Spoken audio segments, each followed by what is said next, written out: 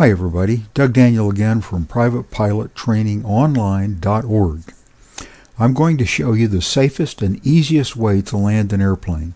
This technique works in the most extreme circumstances that your airplane can land. This is a landing. Well, I know it's really not a landing, and it doesn't look like a landing. You see, we don't actually land airplanes. We put our airplanes into a pre-landing attitude at the right point over the runway and the proper airspeed. This is the proper pre-landing attitude for a crosswind blowing from the left. I'm about to show you how to get to the right point in space at the proper airspeed, attitude, and configuration. When you master these skills, you will have landings down cold, guaranteed. Here is a landing approach with the airplanes drawn to scale. Now I'm going to make them a little bigger so they'll be easy for you to see. The wind blows from the left. If you point down the runway with your wings level, you're going to be blown off to the right. If you turn into the wind enough to stay over the runway, your wheels will be pointed in the wrong direction. When you touch down, you will be skidding sideways. The inherent stability of a nose wheel equipped airplane will partially point you down the runway, but with the unnecessary wear to the landing gear. The inherent instability of a tail wheel equipped airplane will try to turn you around backwards. That's called a ground loop. And you will be in for a pretty exciting landing. In a stronger crosswind, even nose wheel equipped airplanes demand proper technique. You might drive off the runway in the direction you were pointed or strike your wingtip on the ground. In a tail wheel equipped airplane, you can expect for your insurance premiums to go up. The solution is to cross control. I'm going to show you how. This is just one of the stages, one of the techniques that you need to learn to get to that final pre-landing state.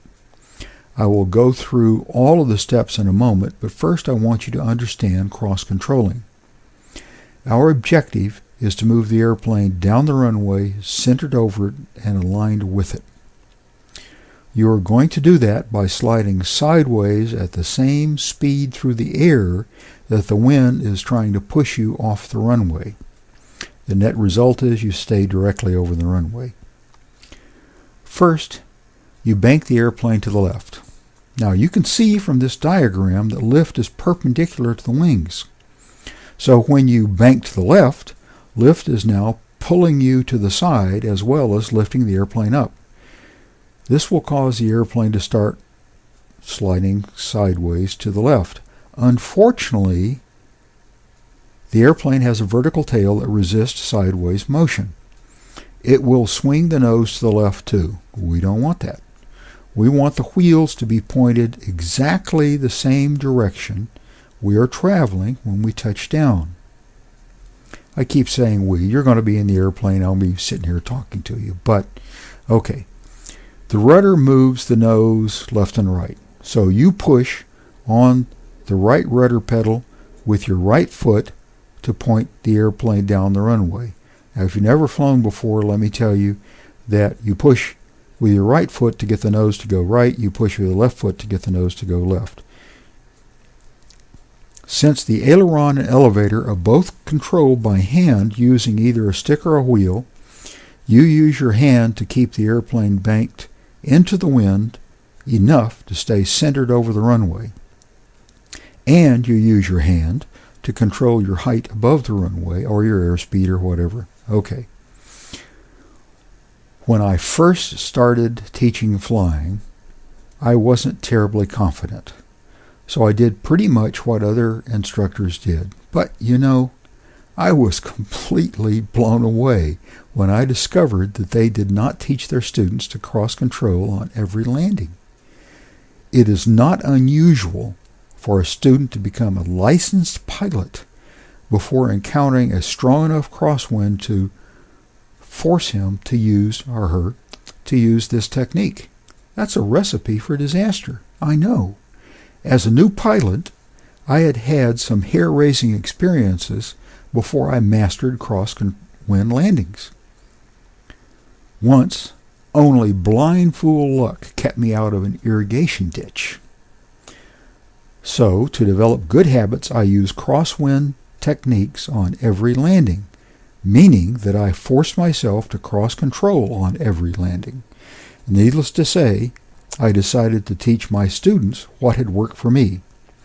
The amazing thing that was when I started teaching cross-controlling on every landing, my students mastered landing much more quickly.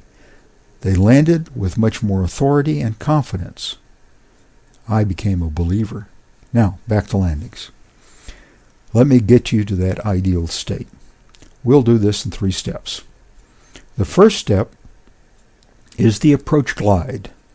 This point we call short final. Your indicated airspeed will be whatever the flight manual tells it. The FAA recommends 1.3 times the stall speed in landing configuration if your manual is silent on this subject. Let me make a very important point here. To master landings quickly, you should use exactly the same indicated airspeed on every approach.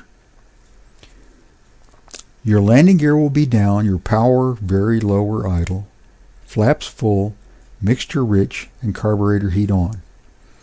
Your wings are level. You have not yet started to cross control. You are controlling your airspeed with pitch and staying over the extended center line of the runway.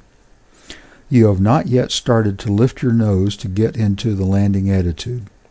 Now you cross control your airspeed. Lower your left wing and push on the right rudder.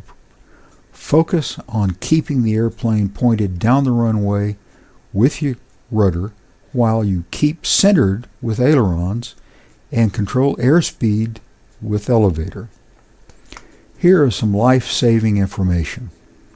If you cannot cross-control enough to stay centered and aligned, you just may not be able to make a safe crosswind landing.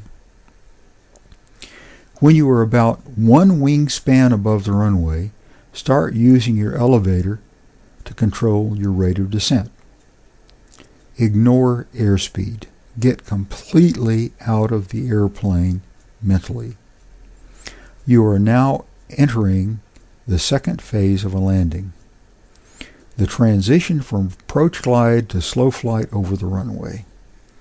Use the elevator much like you do the brake in your car as you approach a stop sign.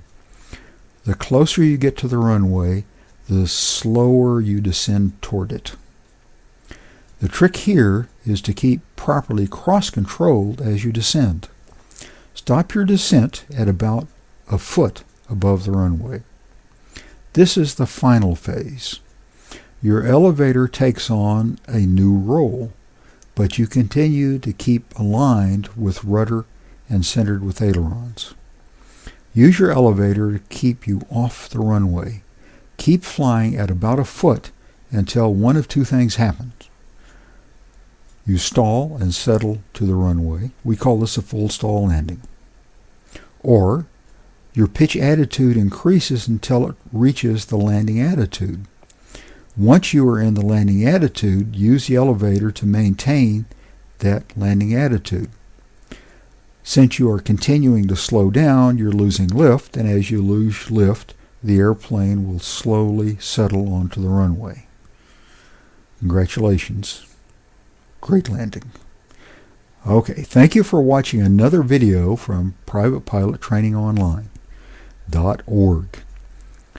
I covered a lot of material in a short period of time.